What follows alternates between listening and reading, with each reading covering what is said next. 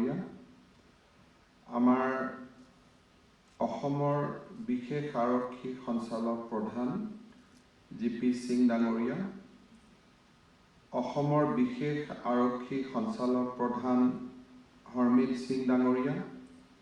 অসমৰ বিশেষ আৰক্ষী সঞ্চালক প্ৰধান এল.আৰ. বিষ্ণই ডাঙৰীয়া, অসম চৰকাৰৰ গৃহ বিভাগৰ প্ৰধান সচিব নিৰাজ বাৰ্মা ডাঙৰীয়া, আৰক্ষী বিভাগত কাম কৰা উচ্চপদস্থ বিষয়াসকল, গৃহ বিভাগৰ বিষয়াসকল আৰু আজি আমাৰ অসমৰ বিভিন্ন থানাৰ পৰা অহা অফিচাৰ ইনচাৰ্জসকল, মোক in the beginning Harmit Singh ডাঙৰীয়াই উল্লেখ কৰিছে যে অসমত অচিসকলক লগত লৈ গৃহমন্ত্ৰী বা মুখ্যমন্ত্ৰীয়ে এইবাৰে প্ৰথম বাৰ্তালাপ বা এটা আমি যাক কনফাৰেন্স বুলি কৈছোঁ সেয়া আমি অনুষ্ঠিত কৰিছোঁ। মই প্ৰথম হয় নে নহয় মই নাজানো, কিন্তু এভৰি 6 মান্থ আমি লগ পাম আৰু এইবাৰ যিখিনি কথা আলোচনা কৰিম অহা 6 মাহত প্ৰত্যেকে 2 মিনিট 3 মিনিট কৰি সময় লৈ মোক বুজাব লাগিব যে হয় আমি প্ৰথমবাৰ যিখিনি সিদ্ধান্ত লৈছিলোঁ সেইখিনি আমাৰ কাৰ্যকৰী কৰা হ'ল, নেক্সট টাইম যিখিনি আমি ডিচিশ্যন লৈছিলোঁ সেইখিনি থাৰ্ড টাইমত আহি ক'ব লাগিব যে হয় এইখিনি আমি কাৰ্যকৰী কৰিলোঁ। চ' ফাৰ্ষ্ট হয় নে নহয় মই নাজানো, but certainly this is not the last. এইখন শেষ নহয়, এনেকুৱা কনফাৰেন্স আমি পাই থাকিম, আমি কনফাৰেন্সত কথা বতৰা পাতি থাকিম। আমাৰ অসম আৰক্ষীৰ যদি আমি কওঁ যে মানুহৰ শৰীৰত যেনেকে উশাহ নিশাহ লোৱা কামটো হ'ল আমাৰ, যদি এটা শৰীৰ জীয়াই থাকিব লাগে তেতিয়াহ'লে উশাহ নিশাহ লোৱা হাওঁফাওঁটো আমাৰ এটা নিউক্লিয়াছ, অৰ্থাৎ শৰীৰৰ সেইটো এটা বহুত ইম্পৰ্টেণ্ট অৰ্গেন। ঠিক তেনেকে আমাৰ অসম পুলিচত থানা হ'ল আটাইতকৈ ইম্পৰ্টেণ্ট ডেষ্টিনেশ্যন বা আমাৰ এটা নিউক্লিয়াছ। যেতিয়া সকলো থানাত পাৰফৰ্মেঞ্চ ভাল হ'ব, সকলো থানা এফিচিয়েণ্টলি কাম কৰিব, তেতিয়া অসম পুলিচ অট'মেটিকেলি ভাল এটা সুদক্ষ অৰ্গেনাইজেশ্যনত পৰিৱৰ্তন হ'ব। Above the rank of OC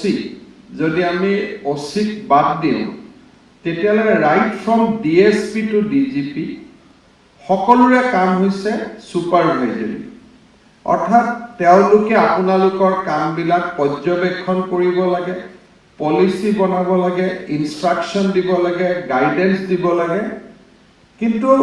ক'ৰবাত DGPয়েও যদি কেছ এটা ক্ৰেক কৰে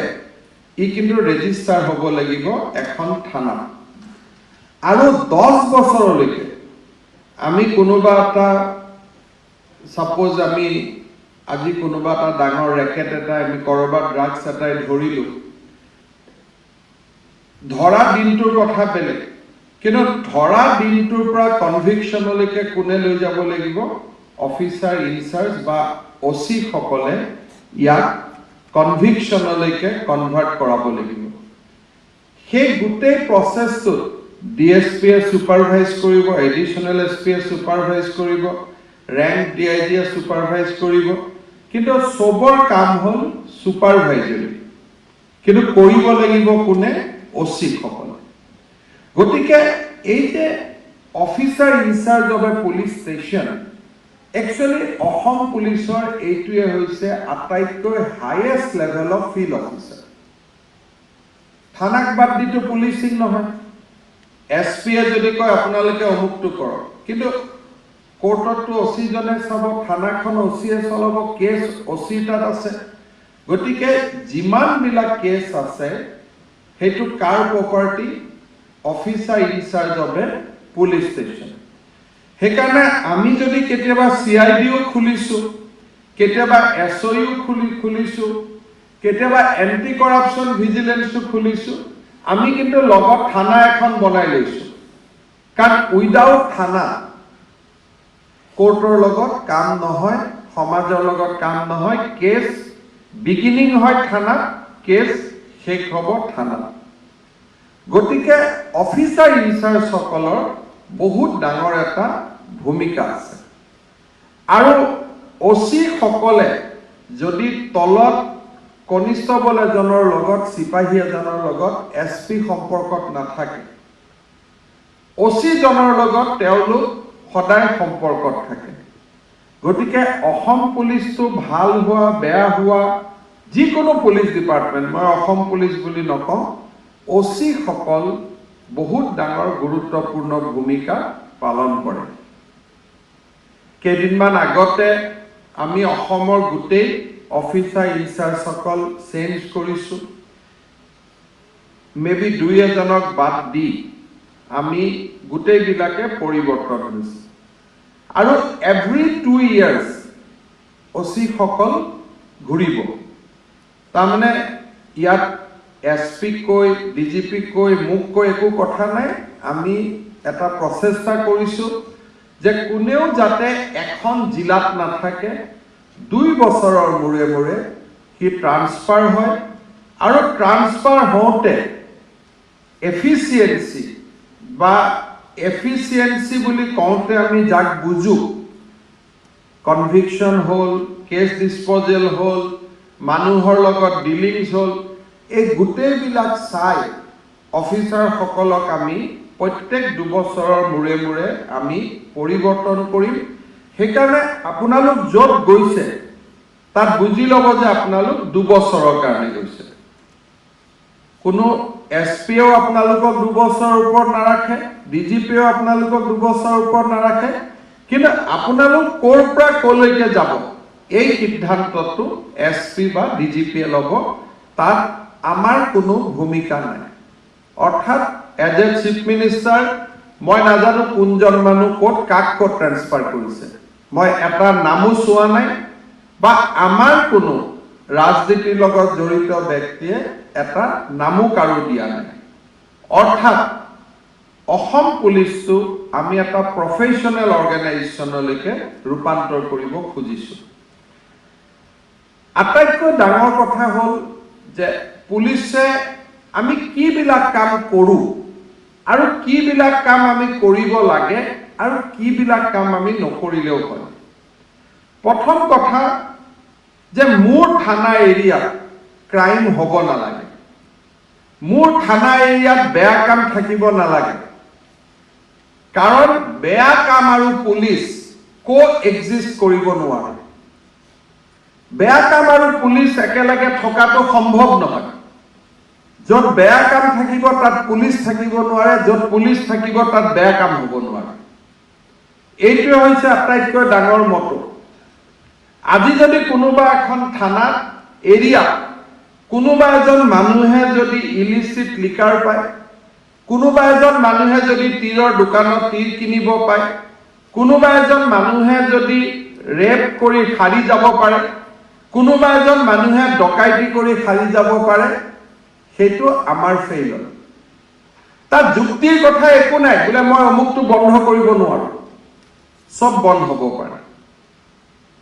কালি যদি ৰাতিপুৱা ওসিয়ে কৈছে যে এইটো কাম ইয়াত হ'ব নালাগে ৰাতিপুৱা হ'ব নালাগে ইমানখিনি মৰেল অথৰিটি ওসি থাকিব লাগিব যেতিয়া ওসিয়ে কৈছে কালিৰ পৰা ইয়াত তীৰ চলিব নালাগে নালাগে মানে নালাগে আৰু তাত লাগাৰ প্ৰশ্নটো আহিব নোৱাৰে যদি লাগে যদি চলিছে তাৰ মানে ওসি জনে কম্প্ৰমাইজ কৰিছে উইথ হিজ ইউনিফৰ্ম কাৰণ দুটা বস্তু একেলগে থাকিব নোৱাৰে দুইটাৰ অনুমতি অবিহনে থাকিব পাৰে নেকি কওকচোন যদি এখন জায়গা এটা সুলাই মদে হওক ডাবুল গুটিয়ে হওক তীৰে হওক আপোনালোকে অনুমতি নিদিলেতো থাকিব নোৱাৰে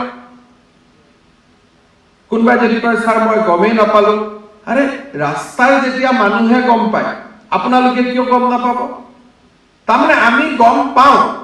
কিন্তু কিবা কিবি কম্পালচনত আমি তাক ৰাখিব লাগে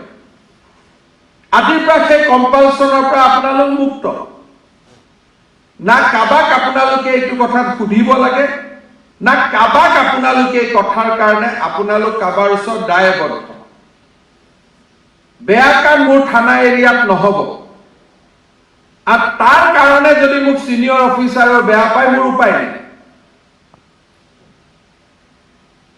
কোনোবা সিনিয়ৰ অফিচাৰে কলে বুলি তেওঁৰ গাড়ী তেল ভৰাই দিয়াটো মোৰ কাম নহয়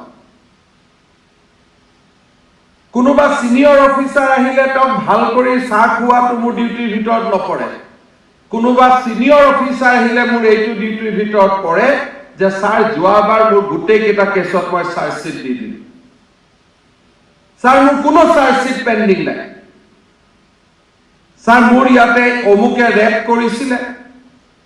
তাক মই এইটো ব্যৱস্থা কৰিলোঁ মোৰ ইয়াতে অমুকে অমুক কৰিছিলে তাৰ মই এই ব্যৱস্থা কৰিলোঁ আপোনালোকে কি এক্সপ্লেনেশ্যন দিব লাগিব ভাতৰ লগত মাংস খোৱালে নে মাছ খোৱালে সেইটো নহয় কেইটা কেছ ডিসপোজ কৰিলে কেইটা কনভিকশন হল কেইখন চাৰ্জশিট দিলে তাকহে আপোনালোকে উত্তৰ দিব লাগিব আৰু যিসকলে সেই ব্যৱস্থাটোৰ লগত সহজ নহয় পুৰণা কথা বতৰা মনত মাজে মাজে আহি থাকে তেওঁলোকে ডিজিপিক গৈ ক'ব পাৰিব যে স্যাৰ মোৰ কষ্ট হয় এনেকে ধৰণে মোৰ এসপি হোৱাত ওসি হোৱাত অসুবিধা মোক অফিসত কাম দিয়ক আমাৰ কোনো কথা নাই কাৰণ সবেই সব কাম নকৰিব পাৰে যেতিয়া আমি কিবা এটা বস্তু সিজ কৰি তাক আধা দেখুৱাটো আমাৰ কাম নহয় তাক পুৰা দেখুৱাটো আমাৰ কাম যেতিয়া মালখানাত বস্তু থাকিব দুখন ৰেজিষ্টাৰ মেইনটেইন কৰাটো মোৰ কাম নহয় যদি বস্তু সিজ হৈছে গোটেই ৰেজিষ্ট্ৰেচনত সোমাব লাগিব তাক আধা আধা কৰাটো মোৰ কাম নহয় আৰু মানুহে পাহৰি যোৱাৰ পিছত সেইখন বিক্ৰী কৰি দিয়াটো মোৰ কাম নহয়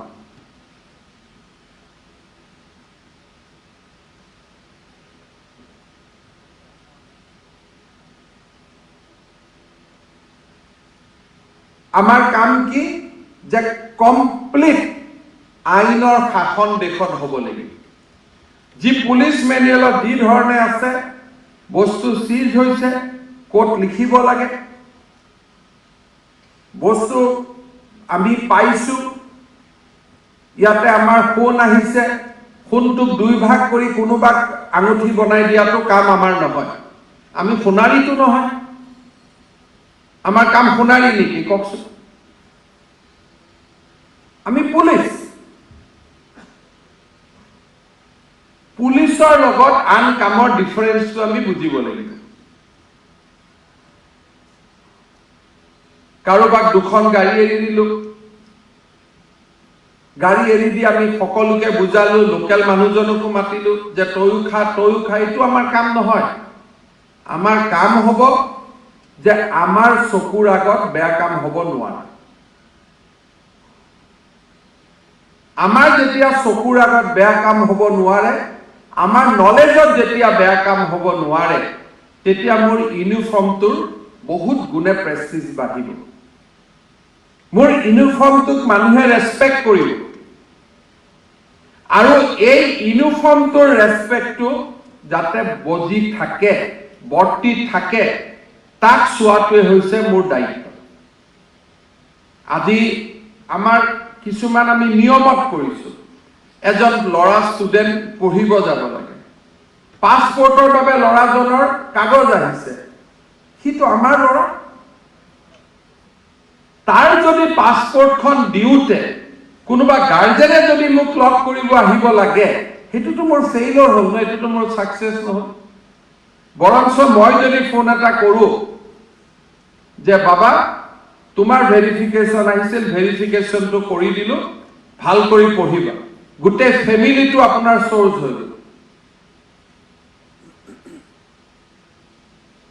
আজি কোনোবা এজন লৰাই চাকৰি পাব পুলিচ ভেৰিফিকেশনটোৰ কাৰণে ৰখি আছে আপোনালোকে চাকৰি পোৱাৰ আগত কিমান উদ্গ্ৰীব হৈ আছিল কেতিয়া পিভিআৰ আহিব কেতিয়া চাকৰি পাব টেনশন হৈ থাকিছিল না নাই আজি আহিব কালি আহিব, দুদিন অহা নাই দেখোন, 4 দিন অহা নাই দেখোন। তো নিজৰ অৱস্থাটো বুজি আমি যদি সেই চাকৰি পাব খোজা ল'ৰাটোৰ পুলিচ ভেৰিফিকেশ্যন সি মোক লগ নকৰাকৈ মই কৰি দিব পাৰোঁ, দেউতাক মোৰ ওচৰত নহাকৈ মই কৰি দিব পাৰোঁ, তাতকৈ ডাঙৰ কথা কি হ'ব পাৰে? আজি যেতিয়া ৰোড ট্ৰেফিক এক্সিডেণ্ট হয়, বিধৱা মহিলাবিলাকে একোজন মানুহক লগ কৰিবলগীয়া হয়। কিয় পুলিচ ৰিপৰ্টটো তেওঁ নগলে পুলিচ অচিয়ে বেলেগৰ হাতত নিদিয়ে? কিয় কনিষ্টবল এজনক পঠাই বিধৱা মহিলাজনীৰ হাতত আপোনালোকে নিজে পুলিচ ৰিপৰ্টটো তুলি দিব নোৱাৰে নেকি ফটো এখন লৈ পেলাই? কাৰণ মৰাটোতো হয়, আপুনিতো কেছ ৰেজিষ্টাৰ কৰাটো হয়। এটা দিন আহিব য'ত আপোনালোকৰ প্ৰমাণ পত্ৰ নালাগে, ডাইৰেক্ট ছফ্টৱেৰৰ পৰাই সি ডাউনলোড কৰি ল'ব যে ৰোড ট্ৰেফিক এক্সিডেণ্ট হৈছে। তাত কি ক'ব লাগে যে ৰোড ট্ৰেফিক এক্সিডেণ্ট হৈছে, he has been declared dead, or মই তাক ডেড ডিক্লেয়াৰ হৈছে। আজি যদি আমি অসমত ডাক্তৰে যদি পষ্টমৰ্টেমৰ কাৰণে টকা ৰখে, বিধৱা মহিলাই যদি ইঞ্চুৰেঞ্চ ক্লেইমটো পাবৰ কাৰণে টকা দিয়ে, তেতিয়াহ'লে আমি মানুহতকৈ ক'ত নামি গৈছো? আমিতো মানুহ হোৱাৰ যোগ্য নহয়। আমি মানুহৰ ষ্টেণ্ডাৰ্ডৰ পৰা কিমান তলত নামি গৈছো? সেইকাৰণে মোৰ ৰিকুৱেষ্ট থাকিব যে আমি সকলোৱে এটা কামৰ ষ্টেণ্ডাৰ্ড বনাব লাগিব। Death case report, postmortem report পোৱাৰ পিছত 24 ঘণ্টাৰ ভিতৰত কনিষ্টবল এজনে গৈ মানুহৰ ঘৰত দি থৈ আহিব লাগিব। আমাৰ ওচৰত কোনো নাই। মই ডিজিপি কম যে there will be a charter যিখন আপোনালোকক ডিষ্ট্ৰিবিউট হ'ব। পুলিচ ভেৰিফিকেশ্যন আপোনালোকে পঠাই দি হোৱাটছআপ কৰিব, মেছেজ কৰিব যে আমি পঠাই দিলোঁ। যাক পঠাব নালাগে তাক নপঠাব। কিন্তু যাক পঠাব লাগে চাকৰি ভেৰিফিকেশ্যন, তাক উল্টাই তাক ক'ব তুমি চাকৰি পালে আহি মোৰ থানাত এক কাপ চাহ খাই যাবা। আপোনালোকৰ কাম কি? চ'ৰ্চ বনাব লাগে নহয়, যে যিমান পাৰোঁ আমি চ'ৰ্চ বনাম। মানুহৰ গুডউইল থকা অচিকহে চ'ৰ্চ দিব। যাৰ গুডউইলে নাই তাক কোনে চ'ৰ্চ দিব? অসম পুলিচে এগেইনষ্ট মিলিটেঞ্চি আমি যি ধৰণে কাম কাজ কৰি ভাৰতৰ ভিতৰতে আমি এটা নাম অৰ্জন কৰিছোঁ, এতিয়া পুলিচিঙত আমি খুব সুন্দৰ নাম এটা অৰ্জন কৰিব লাগিব। যোনে ৰেপ কৰে, ছোৱালীক যোনে ধৰ্ষণ কৰে, তাৰ জাতি যি নহওক কিয়, তাৰ লগত কোনো ধৰণৰ স্পেয়াৰ নহ'ব, কোনো ধৰণৰ স্পেয়াৰ নহ'ব। আজি মোক কোনোবাই কৈ আছে যে যোৱা কেইদিনমানত পুলিচৰ পৰা মানুহ পলাইছে, গুলি খাইছে, পেটাৰ্ণ হৈ গৈছে নেকি? সেইটোৱেতো পেটাৰ্ণ হ'ব লাগে।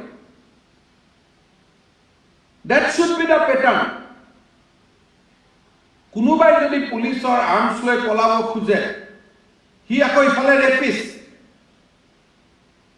কোনোবাই যদি পুলিচক লৈ যাওঁতে ক্ৰাইম ডিস্কভাৰ কৰিব লৈ যাওঁতে যদি পলাব খোজে,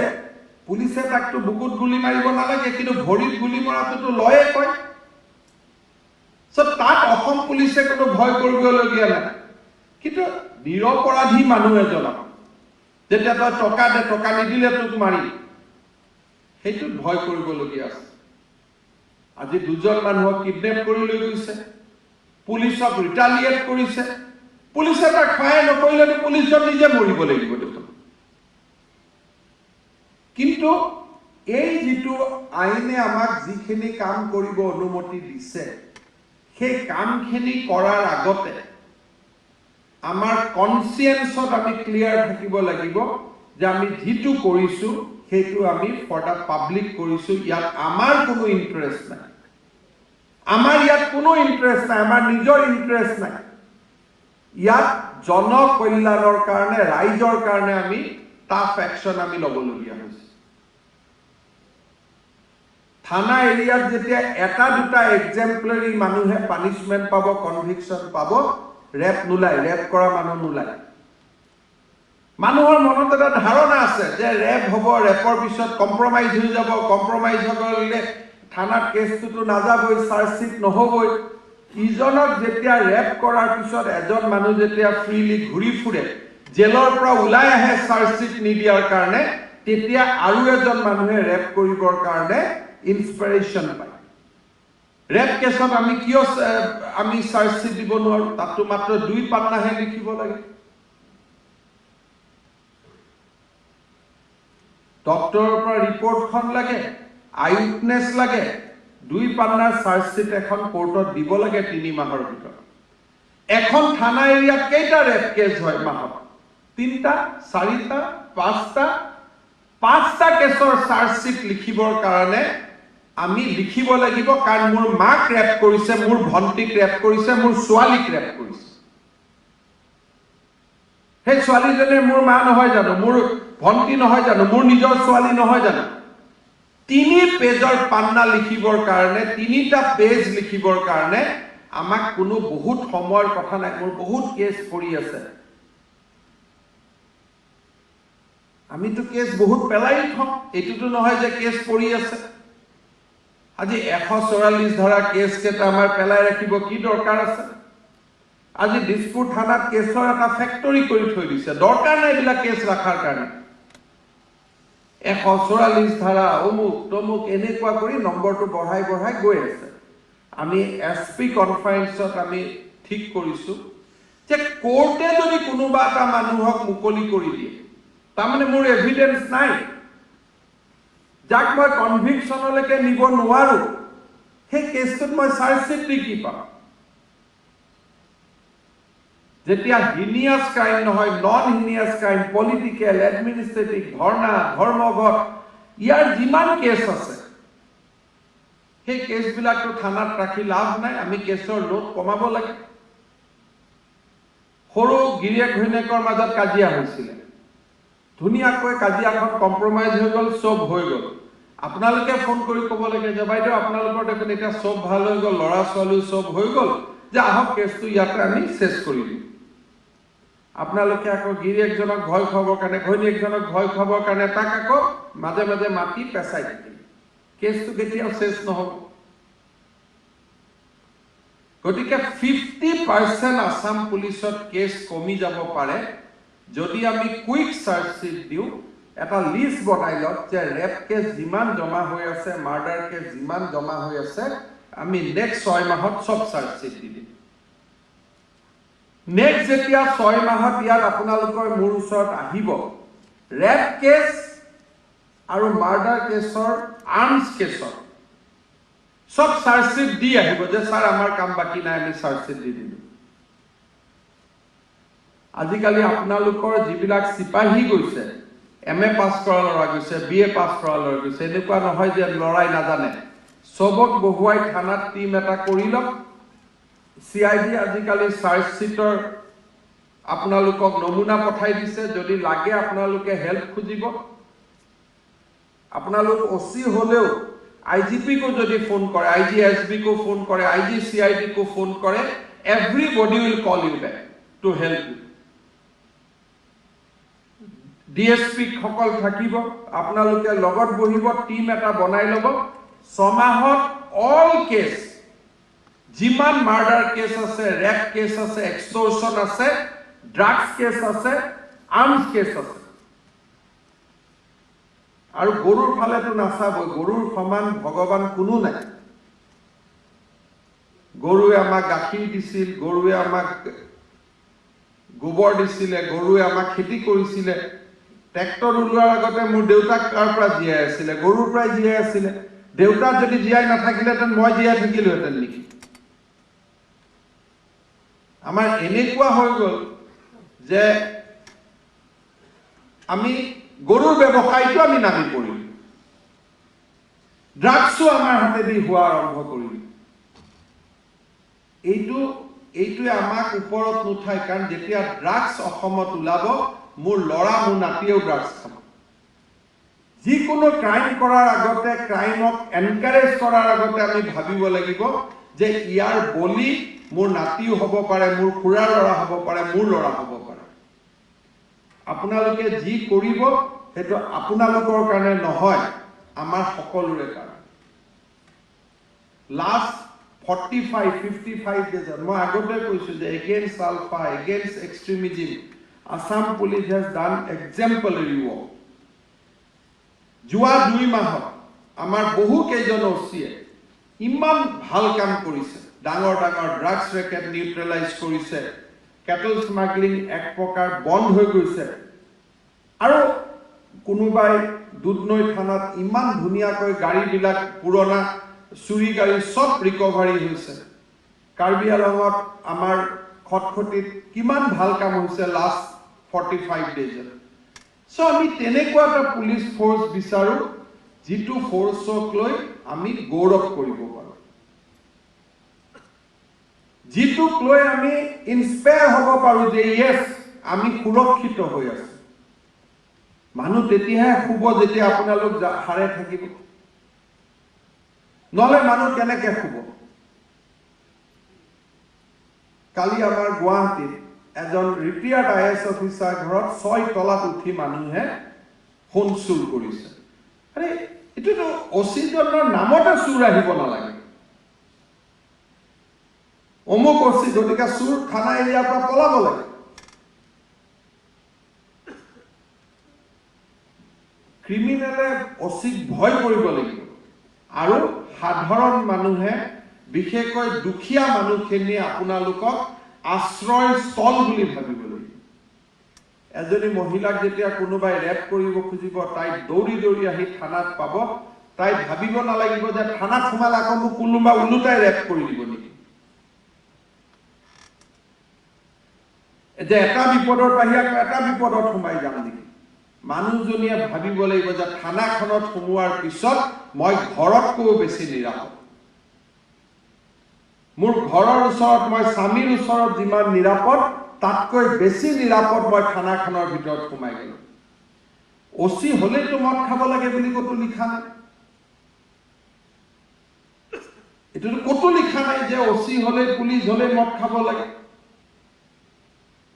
কোনোবাই খাই মই নকওঁ যে গভৰ্ণমেণ্টে মদৰ দোকান খুলি দিছে, মদটো বিক্ৰী হয়, তাৰ ৰেভিনিউ আমিও লওঁ। কিন্তু এনেকুৱা এটা হৈ যাব নালাগিব যে অসম পুলিচত চাকৰি কৰিলে বৰ ভাগৰ লাগে, গতিকে মদ খাব লাগে। উল্টা আমি যোগাসন কৰিব লাগে, প্ৰাণায়াম কৰিব লাগে। যদি আমাৰ কষ্ট হয়, কষ্টটো লাঘৱটো মদেদি নহয়, প্ৰাণায়ামেদি হ'ব, যোগেদিহে হ'ব। গতিকে পজিটিভ ভাইবছ বিলাক নিজৰ মনত আনিব লাগে যে এইটো কাম কৰাতকৈ মই এইটো কাম কৰিম। পুলিচৰ মানুহ নিৰোগী হৈ থকাটো খুব দৰকাৰী। এটা সময়ৰ ভিতৰত পাঠাৰ মাংস খাব নালাগে, খাহীৰ মাংস খাব নালাগে, ৰেড মিট খাব নালাগে। কাৰণ আপোনালোক নিৰোগী হৈ থাকিলেহে 10 জনক আপোনালোকে সুৰক্ষা দিব পাৰিব। ভাল জীৱন ধাৰণৰ নিয়ম, ভাল খোৱা, ভাল কথা বতৰা, আৰু ইয়াত ভিতৰৰ পৰা বহুত বেছি টাফ দুষ্টক দমন, শান্তক পালন। এই ধৰণৰ সংস্কৃতি এটা মোৰ মনত মই ল'ব লাগিব। মই ভাবো যে সকলো অচি এই ধৰণে কাম কৰিবলৈ আপোনালোকে নিজক সাজু কৰিব। প্ৰিচাইজলি 6-7টা কাম। এটা হ'ল নেক্সট 6 মান্থত থানাত যিমান rape case, murder case, drugs case, explosion, arms, তাক আমি চাৰ্জশ্বিট দিব লাগে। কৰবাত যদি পষ্টমৰ্টেমৰ ৰিপৰ্ট অহা নাই, কৰবাত যদি ফৰেনচিক ৰিপৰ্ট অহা নাই, SP আৰু ৰেঞ্জ DIG খুব নিদিব। ডেইলি হোৱাটছআপ কৰিব যে মোৰ এইটো ৰিপৰ্ট অহা নাই। আৰু মই ৰেঞ্জ DIG সকলৰ লগত মই মিটিং পাতিম, তেওঁলোকে কোঅৰ্ডিনেট কৰিব লাগিব, ৰিপৰ্ট আনি দিব লাগিব। লাগিলে অসমৰ বাহিৰত লেব আমি আউটসোৰ্স ভাড়াত ল'ম, যাতে আমাৰ ফৰেনচিক ৰিপৰ্ট আহি থাকে। ইয়াৰ পৰা গুজৰাটত যাব ফৰেনচিক, কি অসুবিধা আছে? তাতে বহুত ডাঙৰ লেব আছে। ইয়াৰ পৰা বেংগলত যাব, বাংগালোৰত যাব অকল যে গুৱাহাটীৰ কাহিলীপাৰাতে যাব লাগে তাৰ কোনো কথা লিখা নাই নহয় মই আমাৰ আইজি CID কম যে immediately get in a MOU with the 3-4 good forensic labs in the country so that আমাৰ sample flightত যাব flightত আহি যাব report ৰেঞ্জ DIG সকলক খুব নিদিব নেক্সট 6 মাহত যেতিয়া আপোনালোক মোৰ ওচৰত আহিব চাৰ্জ শিট নীল কৰি আহিব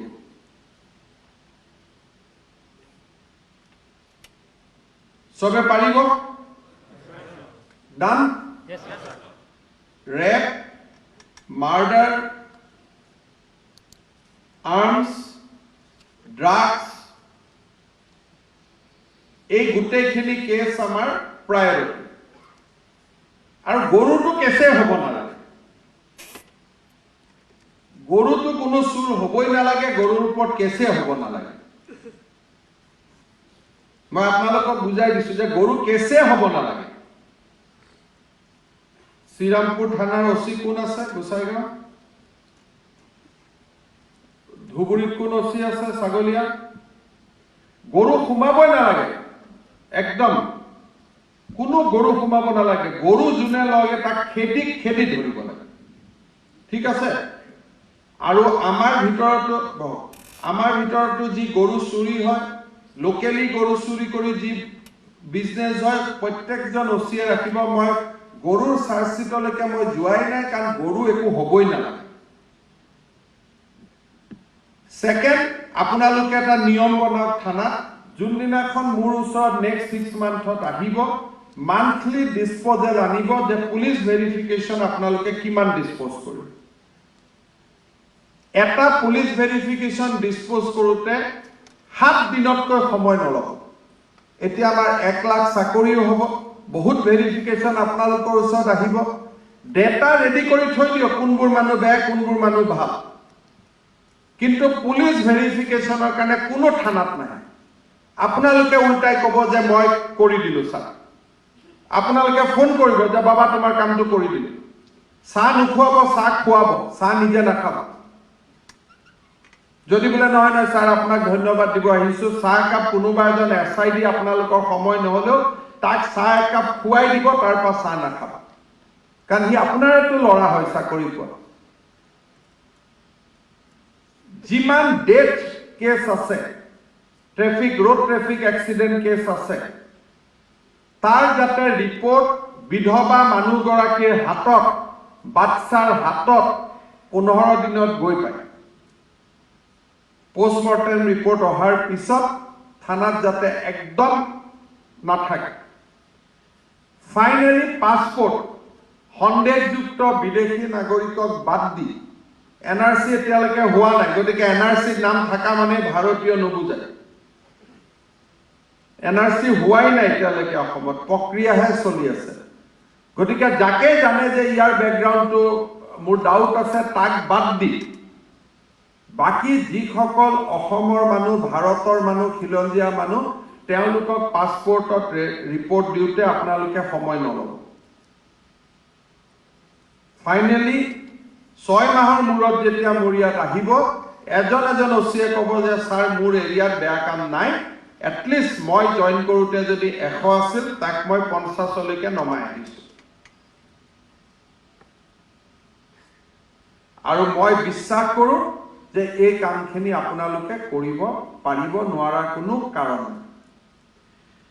কেইটামান আমাৰ অসুবিধা আছে যে আজি আমাক অসম পুলিচটো যদি এটা ওয়েল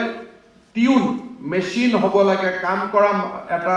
অনুষ্ঠানলৈকে ৰূপান্তৰ হ'ব লাগে তেতিয়ালে আমাক কিছুমান সুবিধা লাগিব সো নেক্সট 3 মাহৰ ভিতৰত প্ৰত্যেকখন থানাক আমি একোখনকৈ গাড়ী দিম আপোনালোকক আমি ওসি সকলক আমি একোখনকৈ ভেহিকল দিম যাতে আপোনালোকে ইউজ কৰিব পাৰে যত ভেহিকল নহব মটৰচাইকেল লাগিব তাত মটৰচাইকেল আমি দিম হেতু DGP SP সকলৰ পৰা ৰিপৰ্ট লৈ আপোনালোকক কৰি দিব দ্বিতীয়তে এটা থানাত সোৰ্স লাগে সোৰ্সৰ কাৰণে এইবাৰ আমি আপোনালোকৰ হাতত কিবা এটা এমাউণ্ট আপোনালোকৰ হাতত পৰিব আৰু IGSB-য়ে সেইটো আপোনালোকক নিজে পোৱাৰ ব্যৱস্থা কৰিব এমাউণ্টটো ডিপেণ্ড কৰিব ক'ত কিমান আপোনালোকে পাব তাৰ উপৰিও থানাখন চলাবৰ কাৰণে আপোনালোকে 2.5 লাখ ৰুপিজ এনুৱেলি আপোনালোকে কণ্টিজেন্সি এমাউণ্ট পাব ইলেক্ট্ৰিচিটিৰ বিল দিব টেলিফোনৰ বিল দিব থানাখন বহাৰ অলপ ধুনীয়া ধৰণকৈ ৰাখিব গাড়ীত তেলো ভৰাব সো আপোনালোকে প্ৰত্যেকখন থানাই 2.5 লাখ টকাকৈ পাব কোনোবা থানা অলপ ডাঙৰ হলে সেই এমাউণ্টৰ ভিতৰতে অলপমান ঠিক ঠাক কৰিব so apart from source money you will get 2.5 lakhs rupees annually লগত আপোনালোকে vehicle এটা আপোনালোকে পাব মেইনলি গাড়ী পাব কিন্তু সৰ আদি যত আছে যত আমাৰ অসুবিধা তাত আপোনালোকে বাইক ল'ব দ্বিতীয়তে থানাৰ পৰা যাতে FIR ৰেজিষ্ট্ৰেচনৰ কামবিলাক ভেৰি ক্লিয়াৰলি ধুনীয়াকৈ হয় সেইকাৰণে আমি আপোনালোকক ইমিডিয়েটলি কৈ 3টা কম্পিউটাৰ আমি আপোনালোকক দিম একোজন লিটাৰেট যি কনষ্টেবল LC বুলি ডেজিগনেশ্যন নহয় কিন্তু যাৰ পঢ়া শুনা কৰা ল'ৰা আছে ওচৰত আপোনালোকে কম্পিউটাৰ ট্ৰেইনিং ইনষ্টিটিউটখনৰ পৰা ল'ৰা কেইজনক ট্ৰেইনিং কৰাই ল'ব মৈত্ৰী প্ৰাও ট্ৰেইনিং দিয়াৰ ব্যৱস্থা আপোনালোকক কৰি দিব ফাইনেলি যাৰ যাৰ থানাত মাটি আছে থানাৰ ভিতৰত এজন OC 3জন SI আমি কোৱাৰ্টাৰ বনাব পাৰো নি যাৰ যাৰ থানাত মাটি আছে যদি থানাৰ পৰা দূৰত মাটি আছে তাত আকৌ সিকিউৰিটি সিস্টেম এটা বনাব লাগিব আমাৰ পুলিশ খুব কম গতিকে থানাৰ কাষতে আমি এটা হাউচিং ফেসিলিটি বনাব পাৰো নেকি গুৱাহাটীত সম্ভৱ নহব কিন্তু বাকি গাঁৱৰ থানাবিলাকত মাটি অসুবিধা নহব আপোনাৰ ময়ো MLA সকলক কৈ দিম আপোনালোকেও সাৰ্কেল অফিচাৰক লগ কৰি মাটি এলট কৰি দিলে আমি খুব ইমিডিয়েটলি থানাতে কোৱাৰ্টাৰ বনোৱাৰ বাবে আমি চেষ্টা কৰিম যাতে থানাত আপোনালোকে কোৱাৰ্টাৰ পাব পাৰে বিগিনিঙত থানা কণ্টিজেন্সি 2.5 লাখ হ'ল প্ৰায় তেনেকুৱা ধৰণে আমি যি পাৰো সোৰ্সৰ বাবে আপোনালোকক পইচা দিলো ভেহিকল দিলো কম্পিউটাৰ দিলো আৰু যি থানাত জেনেৰেটৰ নাই আমি গোটেই কেইখন থানাত এটা জেনেৰেটৰ দিয়াৰ আমি ব্যৱস্থা কৰিম যাতে আপোনালোকে জেনেৰেটৰটো পাব পাৰে লাইট গলেও যাতে জেনেৰেটৰ কানেকশ্যনত থাকিব পাৰে সো এইখিনি কাম আমি ইমিডিয়েটলি কৰিম তাৰ পিছত এতিয়া আপোনালোকৰ 20 জন মানে আপোনালোকে কব আপোনালোকৰ সুবিধা অসুবিধা সেই তাৰ ওপৰত ভিত্তি কৰি অহাবাৰ আমি আৰু যি কৰিব লাগে আমি লাহে লাহে কৰি গৈ থাকিম CID ফালৰ পৰা আপোনালোকক চাৰ্জ শিটৰ ওপৰত কেনেকৈ চাৰ্জ শিট কৰিব লাগে আপোনালোকক ট্ৰেইনিং দিয়া হ'ব আৰু এইবাৰ আমি PPU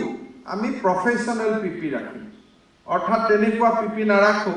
যিসকল আন কিবা কাৰণত নিযুক্তি হৈছে আমি এনেকুৱা PP এবাৰ নিযুক্তি দিব খুজিছো যি মেৰিটৰ কাৰণে PP হৈছে যাতে আপোনালোকে বেইলত পোৱাৰ পৰা বেইলত যোৱাৰ পৰা মানুহক আপোনালোকে ৰখাব পাৰে আৰু আপোনালোকে খুব বেছিকৈ SP DSP এডিশনাল SP সকলৰ লগত সম্পৰ্ক ৰাখিব যাতে সুপাৰভিজন ভাল হয় আৰু আপোনালোকে নিজক এটা যাতে মোৰ কামটো ঠিক হৈছে এজনে চাই দিলে ভাল হয় তেওঁলোকক দেখুৱাই পেলাই আপোনালোকে কামখিনি কৰিব ফাইনেলি মোৰ এটা এডভাইস আপোনালোকলৈকে আমি হেলথ ডিপাৰ্টমেন্টৰ পৰা কৈ দিম কাখৰ হস্পিটালখনত গৈ প্ৰতি 15 দিনত আপোনালোকৰ কনিষ্ঠ বল আৰু আপোনালোকৰ ডায়াবেটিক চেকআপ প্ৰেছাৰ চেকআপ এই কামখিনি আপোনালোকে 7-8টা চেক বহুত বেছি নহয় 7-8টা মেডিকেল চেকআপ আপোনালোকে এভৰি 15 ডেজত লৰাখিনি কৰোৱাই কিবা কাৰণত যদি গভৰ্নমেন্ট মেডিকেলত সম্ভৱ নহয় তাৰ কাৰণে আপোনালোকে প্ৰাইভেটত কৰিলেও তাৰো ফিজটো দিয়াৰ আমি ব্যৱস্থা কৰি দিম কি টেষ্ট কৰিম আমি সুগাৰ টেষ্ট কৰিম আমি বিপিটো চাম 15 দিনত আপোনালোকৰ নহয় আপোনালোকৰ লগত যিমান কনিষ্ঠ বল আছে আপোনালোকে সুগাৰ যেটো ব্লাডৰ সামান্য যিখিনি চেকআপ লাগে সেইখিনি আৰু এনুৱেল হেলথ চেকআপটো আমি বেলেগ কৰি ব্যৱস্থা কৰি আছো সেইটো আমি কৰিম কিন্তু এভৰি 15 ডেজত আপোনালোকে আপোনালোকৰ তলত কাম কৰা লৰাখিনি মিনিমাম হেলথ চেকআপটো কৰাব লাগিব বেটেলিয়নৰ কমান্ডাৰ সকলে কৰিব আপোনালোকে যিখিনি নন বেটেলিয়নৰ মানুহ এবি ইউবি কনষ্টেবল আপোনালোকৰ লগত থাকিব লগত নিজৰো মোক নেক্সট 6 মান্থত আহোতে আপোনালোকে পুৰা ৰিপৰ্ট বিলাক লৈ আহিব যে স্যাৰ আমি কৰিছো সবৰে ৰেগুলাৰ হেলথ চেকআপ হ'ব লাগিব আৰু ডিউটি আৱাৰ্স বিলাক এনেকে ভগাব ৰাতি ট্ৰাক আহে কাৰণে খাৰে থাকাৰ দৰকাৰ নাই এটা ট্ৰাক আহা নাহা ৰাস্তাত চলা গাড়ীৰ সমান কোনেও এবিলাকৰ ফালে চকুৱে দিব নালাগে ড্ৰাগছ থাকিলেহে ট্ৰাকত আমাৰ চকু থাকিব গৰু থাকিলেহে ট্ৰাকত আমাৰ চকু থাকিব চাউল দালি ট্ৰাক গলে আমাৰ তাত গেট এখন লগাই জপনা এখন খুলি বহি থকা আমাৰ কোনো দৰকাৰ নাই আমাৰ সোৰ্স থাকিব সোৰ্সতে আমি ধৰিম যি ধৰিব লাগে তাক যেতিয়া ট্ৰাক এখন ৰখাম আমি বুজি পাম যে ট্ৰাকখন ৰখালো মানে ইয়াত কিবা এটা পাম ইমানটো সোৰ্স আমাৰ ডেভেলপ হ'ব লাগিব ৰাতি টোপনি যিমানে কৰি ক্ষতি কৰিব ৰাতিপুৱা সিমানে কাম কৰিব নোৱাৰিব গতিকে কাম ভগাই ল'ব এজন এছআই যদি ৰাতি থাকে আপোনালোক দিনত থাকিব আৰু এজনে যদি ৰাতি থাকে নেক্সট দিনাখন আপোনালোক দিনত থাকিব ধুনিয়াকৈ কাম ভগাই ল'ব এছআই কেজনৰ লগত মিলাই বিশ্বাসত ৰাখি গোটেই কেজনক এনেকে ৰুটিন কৰি সজাব যে কাৰো যাতে হেলথৰ ওপৰত প্ৰেছাৰ নপৰে কাৰণ এজন অফিচাৰ বনাওতে অসম পুলিচে বহুত কৰিব লাগে এজন অচিটো এনেই নাপায় প্ৰমোশন পাওঁতে আপোনালোকক বিল কৰোতে বহুত তাত পাব্লিকৰ ইনভেষ্টমেন্ট থাকে আপোনালোকৰ হেলথটো আপোনালোকৰ ফেমিলিৰ কাৰণে যিমান ইম্পৰ্টেন্ট অসমৰ মানুহৰ কাৰণেও ইকুৱেলি দিস ইজ ইম্পৰ্টেন্ট সেইকাৰণে নিজৰ হেলথৰ ওপৰত নজৰ দিয়াটো খুব বেছি দৰকাৰ আৰু ফাইনেলি মই এটা কথা ক'ব খুজিছো যে আমাৰ এপইন্টমেন্ট পলিটিক্যাল নহয় কিন্তু ডেমক্ৰেসিত এমএলএ মন্ত্ৰী সকলক ৰেসপেক্ট কৰা সিনিয়ৰ অফিচাৰক ৰেসপেক্ট কৰা আমাৰ দায়িত্ব কিন্তু ৰেসপেক্ট কৰি কোনোবা এজন মানুহৰ পুলিশ ভেৰিফিকেশন লাগে ফোন কৰিম আমি কৰি দিম কোনোবা এজন মানুহে চাকৰি পাইছে কোনোবা এজন মানুহ এক্সিডেন্ট হৈছে কোনোবা জায়গাত কিবা এটা ক্ৰাইম হৈছে তেওঁ ফোন কৰিছে যে পুলিশ পঠাই দি আমি পুলিশ পঠাই দিম কিন্তু ক্ৰিমিনেলৰ লগত কম্প্ৰমাইজ নহব ক্ৰিমিনেলৰ লগত বেয়া কামৰ লগত চিফ মিনিষ্টাৰে কলেও আপোনালোকে কম্প্ৰমাইজ নকৰিব ময়ো মানুহ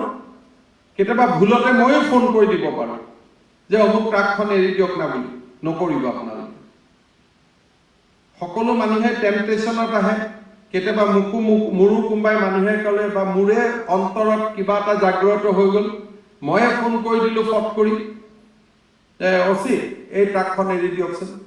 আপোনালোকে ক'ব স্যাৰ ইয়াতটো বেয়া বস্তু আছে আপুনি এটো কনফাৰেন্সত কৈছিলে এৰি দিব নালাগে বুলি পাৰিব নাই ক'ব একদম আপোনালোকে ক'ব মোক ক'ব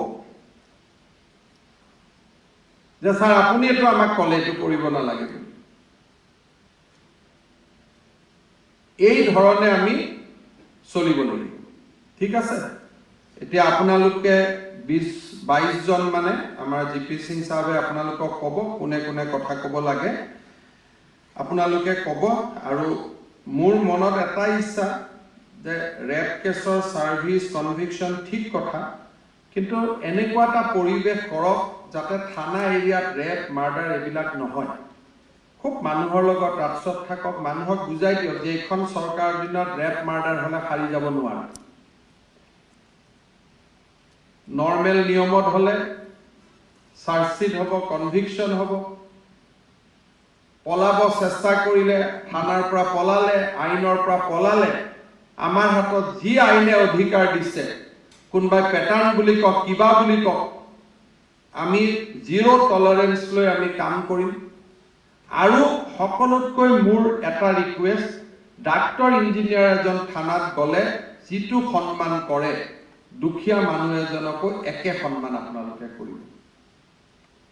ফাইনেলি আপোনালোকক এটা কথা কৈ মই সামৰণি মাৰিছো কথাটো অলপ দাৰ্শনিক philosophical but that is a fact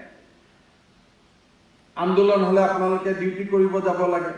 ধৰ্ণা ধৰ্মঘট কোনোবাই টায়াৰ জ্বলালে আপোনালোকে খেদি যাব লাগে বহুত কষ্ট কৰি থাকিব লাগে নিজৰ মানুহবিলাকৰ লগত সেইবিলাক কিয় হয় যেতিয়া ডেমক্ৰেটিক সেটআপটোৰ ওপৰত মানুহৰ হতাশা আহে তেতিয়া মানুহে চৰকাৰক বেয়া পায় চৰকাৰ মানে হিমন্ত বিশ্ব শৰ্মাক নহয় চৰকাৰখনক নিজৰ পুলিচ ভেৰিফিকেশন এটা নাপাওঁ সৰু কথা এটা ক'ব গ'লেও দ্বিতীয় অফিচত লাইসেন্স এখন বনাব গ'লেও টকা দিব লাগে হস্পিটালত মই দিব্যাংগ হয় মোৰ ভৰিখন নাই কিন্তু ভৰিখন নাই বুলিও সাৰ্টিফিকেট এখন লিখাওতে টকা দিব লাগে তেতিয়াই মানুহৰ মাজত হতাশা হয় আমাৰ চৰকাৰৰ কাম হ'ল মানুহৰ মাজত যাতে হতাশা নাহে কোনোবা এগৰাকী মানুহ যদি ধৰ্ষিতা হৈছে তাই বুজিব লাগিব যে মোৰ পুলিচ আছে মোক ন্যায় দিব কোনোবা এজন যদি মানুহ মাৰ্ডাৰ হৈছে তাৰ পিতৃ মাতৃয়ে বুজিব লাগিব যে অসম পুলিচ আছে মোৰ লৰাৰ হত্যাকাৰীয়ে শাস্তি পাব এই স্পিৰিটটো যেতিয়া আমি মানুহৰ মনত জগাব পাৰিম তেতিয়া আন্দোলন ধৰ্ণা ধৰ্মঘট একো নহয় মই আশা কৰো যে আপোনালোকে খুব ভাল কৰি কাম কৰিব মই ৰিৱাৰ্ড মই কি দিম হেতু কথা নকওঁ কিন্তু ভগৱানে আপোনালোকক বহুত ৰিৱাৰ্ড কৰিব হেতু মই জানো বহুত বহুত ধন্যবাদ